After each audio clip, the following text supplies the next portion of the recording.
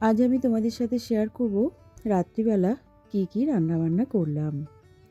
আজ রাতে একটা দারুণ রেসিপি বানাবো, যেটা অবশ্য আমার খুব পছন্দের। তোমরা জানিও তো তোমাদের কার কার এটা পছন্দ।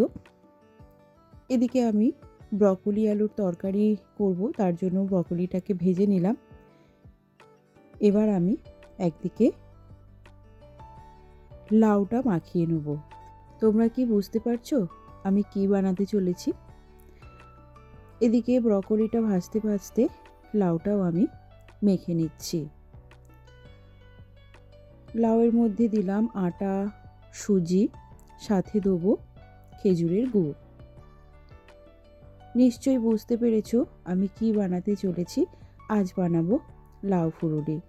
আজ গাছে একটা ছোট্ট লাউ হয়েছিল, সেটা কেটে আনতে আনতেই মাথায় এসেছিল আজ এই লাউটা দিয়ে ফুলুরি বানাবো।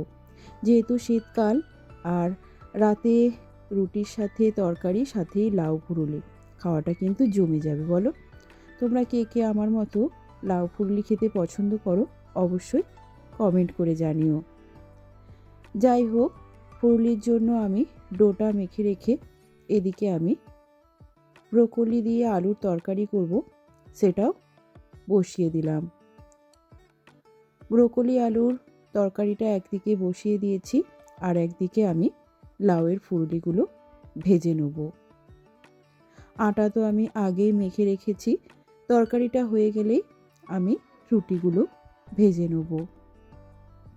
তোমরা কি আগে কেউ কখনো এইভাবে খেজুরের গুড় দিয়ে লাউ ফুলুরি খেয়েছো কিনা অবশ্যই কমেন্ট করে জানিও। আর যদি না খেয়ে থাকো, একবার এইভাবে খেজুরের গুড় দিয়ে লাউ ফুলুরি খেয়ে দেখো, খেতে কিন্তু দারুণ হয়। এদিকে তরকারিটা আমার হয়ে গেছে, রুটিগুলোও ভেজে নেবো। আজকের ভিডিওটা এই পর্যন্ত। কেমন লাগলো জানিও, ভালো লাগলে লাইক, শেয়ার এবং সাবস্ক্রাইব করে দিও।